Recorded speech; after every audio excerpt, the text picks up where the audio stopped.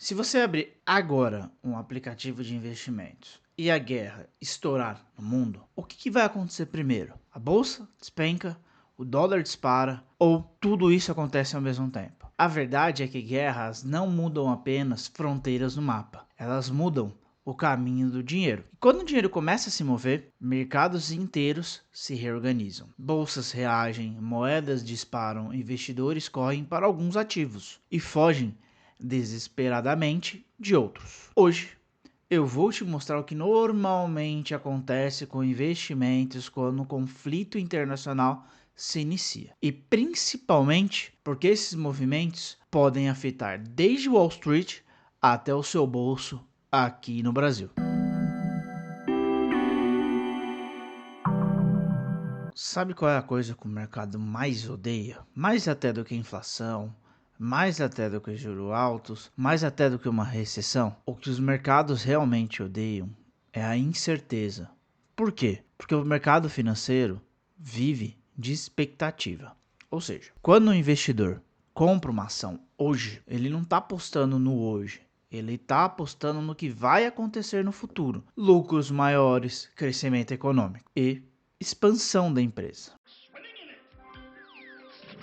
Mas quando surge um grande risco global, como uma guerra, as expectativas começam a ficar meio nebulosas. E então surgem perguntas: o comércio internacional será afetado? Rotas marítimas serão bloqueadas? O petróleo vai disparar? A inflação pode subir no mundo inteiro? O crescimento global vai desacelerar? E quando essas perguntas começam a aparecer todas de uma vez, o dinheiro começa a se mover. E o dinheiro se move rápido, muito rápido.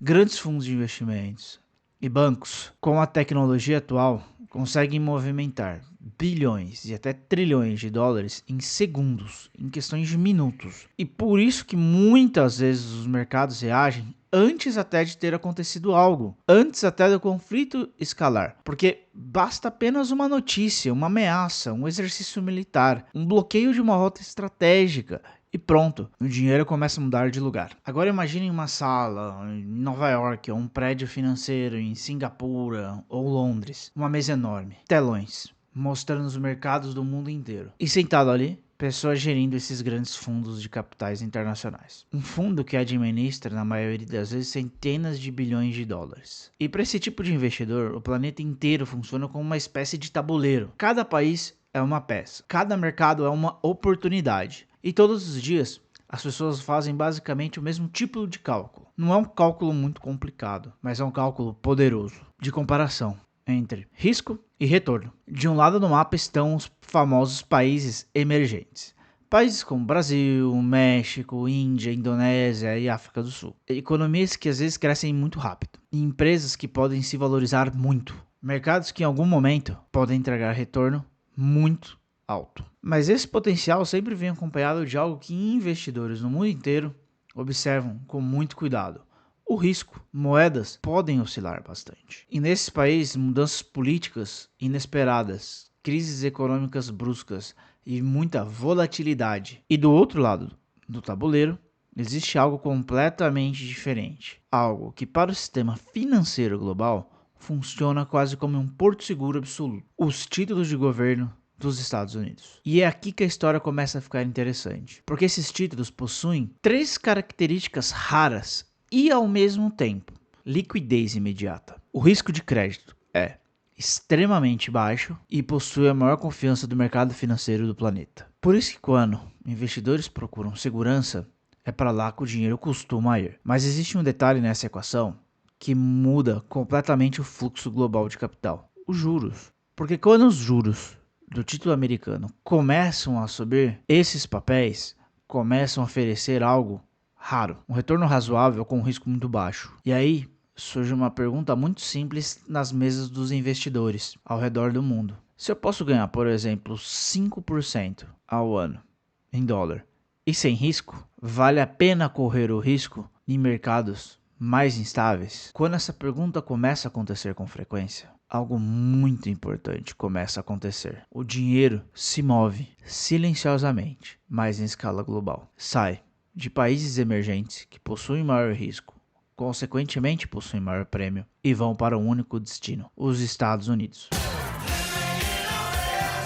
E agora, antes da gente entender como esse movimento global afeta diretamente a economia aqui do Brasil, deixa um like aqui no vídeo. Isso ajuda muito o canal a trazer economia explicada de um jeito simples, de uma forma clara e sem economês. E aproveita também para seguir o canal, porque essa série está ficando bem interessante.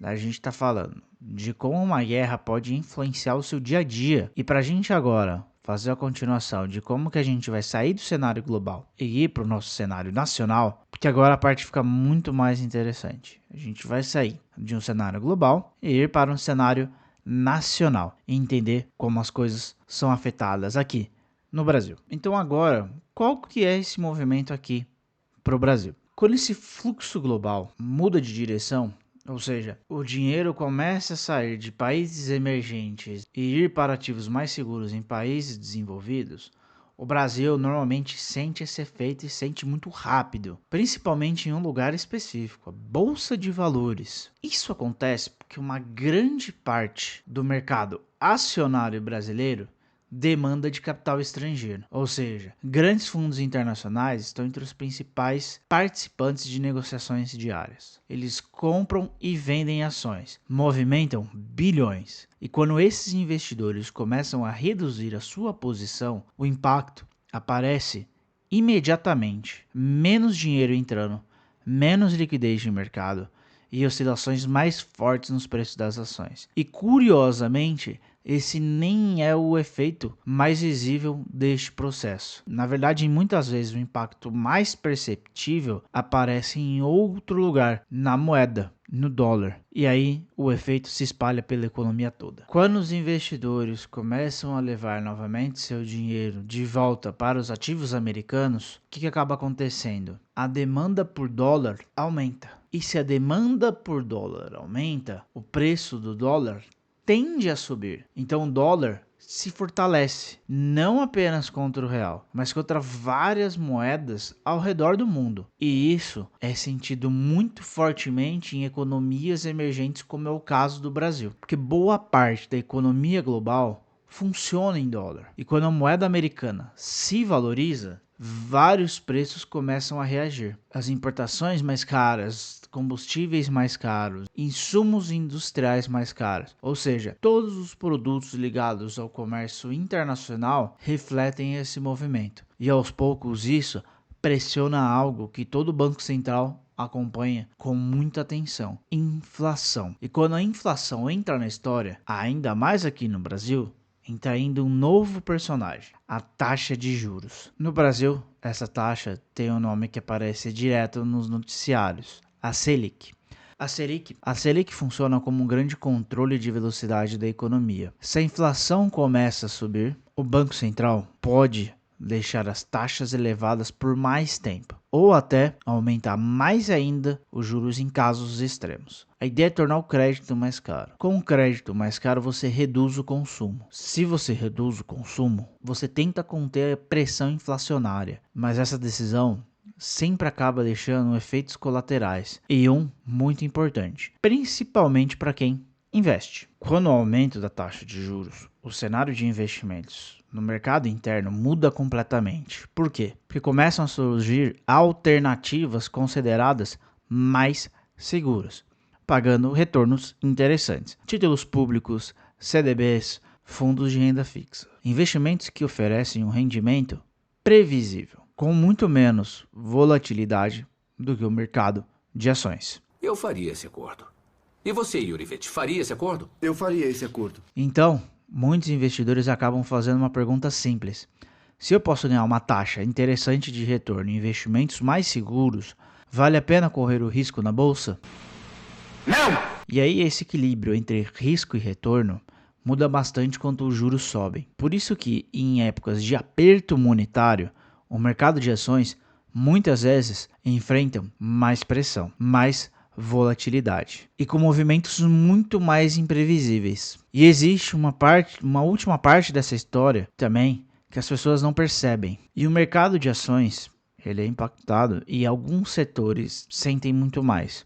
como por exemplo setores relacionados a consumo, o varejo.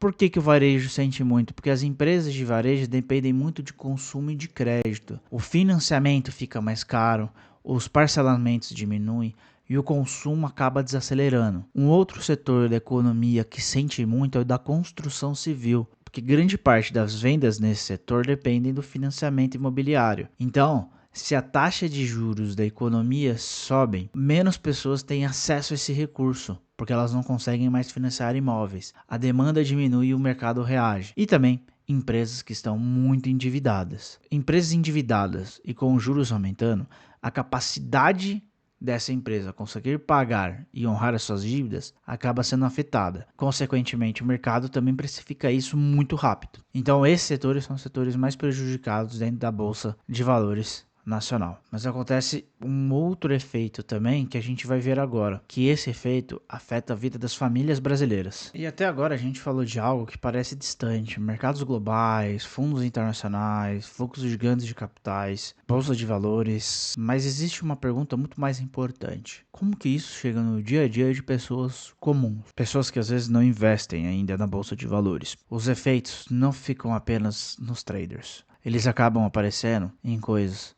do seu dia a dia, como por exemplo combustível, como já falamos em vídeos, como comida, que também já falamos em vídeo, e no crédito. Os juros sobem, sendo nos Estados Unidos ou até no Brasil, o custo de dinheiro aumenta, e isso afeta diretamente financiamentos imobiliários, empréstimos bancários, parcelamento, crédito para a empresa. E aí, quando os juros acabam ficando alto demais, tomar dinheiro emprestado fica muito caro. E quando crédito fica mais caro, consumo desacelera. E aí as empresas investem menos, as famílias deixam de tomar decisões grandes, como comprar uma casa, como trocar um carro. E isso mostra uma coisa muito importante: a economia global está muito conectada. E é justamente aí que começa a aparecer os erros mais comuns dos investidores, que é tomar uma decisão baseada em medo. Quando os mercados caem muito rapidamente, a maioria das pessoas entram em pânico, sai vendendo todos os ativos depois que os preços já caíram, ou faz o oposto, compra depois de um movimento que já aconteceu. Mas quem observa o mercado há muito tempo sabe que existe um padrão. Momentos de choque costumam gerar volatilidade intensa, mas também costumam gerar grandes reorganizações de preços. E muitas vezes essas decisões financeiras tomadas pela incerteza e pelo medo geram prejuízo, geram perda de dinheiro e acabam afetando o jeito com que você enxerga seu dinheiro e o jeito com que você enxerga o investimento. Por exemplo, na bolsa de valores. Porque investimento é longo prazo e choques acontecem e sempre acontecerão. O grande ponto disso tudo é que no final das contas, guerras são eventos humanos, são eventos complexos, são eventos cheios de consequências políticas, econômicas e sociais. E os mercados financeiros globais são todos interligados. E quando muda alguma coisa no mundo, o dinheiro começa a se mover. E essa movimentação, na maioria das vezes, é muito rápida e silenciosa, mas acaba sempre deixando alguma pista. Preço da ação, nos juros, no dólar, no petróleo. E entender esses movimentos não é algo para economistas e investidores profissionais. Porque no mundo moderno, em que tudo é conectado, quanto antes a gente tomar alguma ação, quanto antes a gente tomar uma mudança de direção, podemos suavizar esse impacto, seja para os nossos investimentos e seja também para a gente se precaver e começar a guardar um dinheiro para o que pode vir pela frente. E se você gosta de entender esse tipo de conteúdo, como esses movimentos globais interferem no seu dia a dia, no seu bolso, já aproveita para dar um like aqui no vídeo e também para seguir o canal, para que a gente continue trazendo conteúdo de qualidade, conteúdo como este.